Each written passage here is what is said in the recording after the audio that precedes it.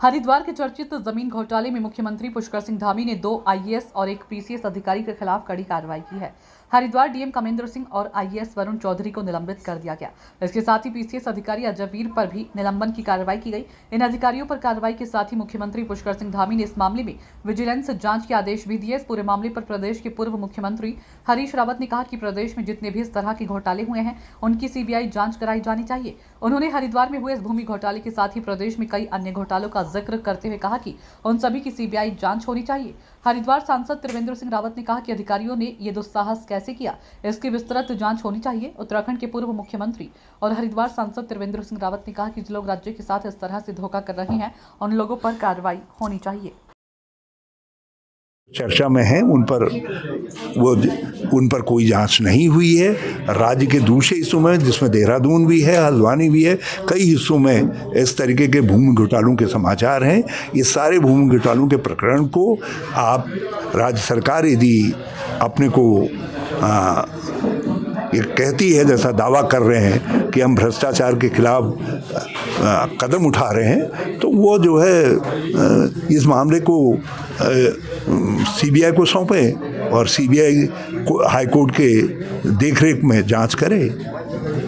High court द्वारा नामित जज के देखरेख में नाम, चाहे वो रिटायर्ड जज हो या फंक्शनल जज हो, मैं नहीं कहता, या किसी सेशन जज हो, उनके देखरेख में सीबीआई जांच करे, क्योंकि नहीं तो ये बहुत बड़ा घोटाला है और इसमें जो कुछ सामने आया है वो टिप ऑफ द आइसबर्ग है। इसलिए मेरी ये मांग है। चारधाम यात्रा में जाम हुआ था जयपुर नगर निगम घोटाला, उसमें मुख्यमंत्री ने बड़ा फैसला लिया है और कई अधिकारियों को सस्पेंड किया है, निलंबित किया है, कैसे देखते हैं इसे? देखिए, भ्रष्टाचारियों पर तो कार्रवाई होना ही चाहिए और जो कार्रवाई हुई है मैं उसका स्वागत भी करता हूँ। और साथ में मुझे लगता है कि जो मुख्यमंत्री जी ने कहा कि हम इसकी विजिलेंस जांच कराएंगे, उस जांच को में अच्छे किसी अधिकारी को लगाना चाहिए, क्योंकि मुझे लगता है कि इसमें निश्चित रूप से कुछ और लोग भी इन्वॉल्व हैं। क्योंकि जो कुछ हरिद्वार जैसी जगह पर, जहाँ पर रोज़ वीआईपी पहुँचते रहते हैं, चाहे राज्य के हों चाहे देश के हों, वहाँ पर इस तरह से होना ये बहुत ही बड़ी चिंता का विषय है।